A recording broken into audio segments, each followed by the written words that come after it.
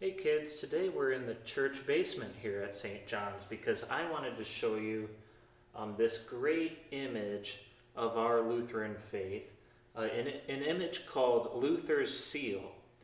You've probably seen Luther's seal on different books and things like that, but we also have a painted Luther's seal here in our church basement.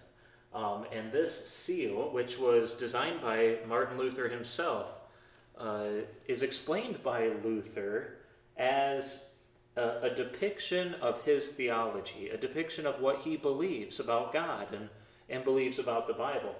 And he actually, Luther, wrote his explanation of his seal down in a letter that he wrote. We've got a whole bunch of letters that Martin Luther wrote that people kept, and we put them into a book and translated them into English. So we know how Luther explained this seal.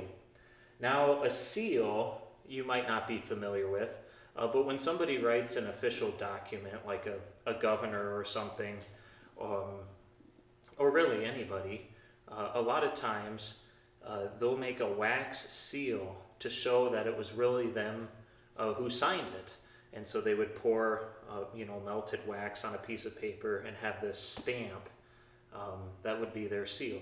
And this is what Luther's seal would look like.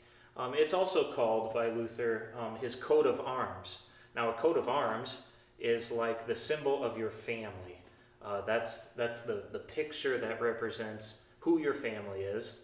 And back in the old days, it would be a sign of, if you were a royalty, that would be a sign of your kingdom, whatever the king's coat of arms was. So this is how Luther designed, if he were to have his own personal coat of arms, this is how it would look. And so this is how he made it look. So I'm going to read to you this letter. It's a short letter from Martin Luther to a man he calls Lazarus Spangler, describing what this picture represents.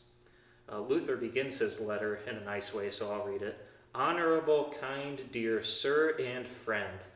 Isn't that a good salutation? Since you ask whether my seal has come out correctly, I shall answer most amiably and tell you of those thoughts which now come to my mind about my seal as a symbol of my theology.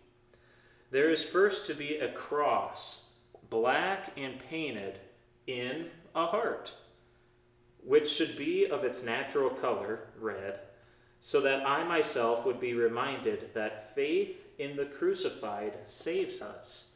So the faith of our heart in the cross of Christ saves us. For if one believes from the heart, he will be justified, even though it is a black cross which mortifies, that is, reminds us that because we're sinful, we'll die someday, and which should also hurt us, yet it leaves the heart in its natural color and does not ruin nature. That is, the cross does not kill, but keeps man alive. For the just man lives by faith, but by faith in the crucified one. Such a heart is to be in the midst of a white rose, to symbolize that faith gives joy, comfort, and peace.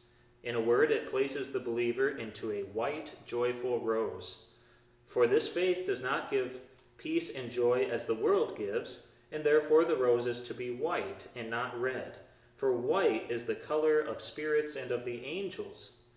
Such a rose is to be in a sky blue field, symbolizing that such joy in the spirit and in faith is a beginning of the future heavenly joy. So heaven being up, and when you look up, you see the blue sky. So this blue reminds us of heavenly joy. It's already a part of faith and is grasped through hope, even though not yet manifest.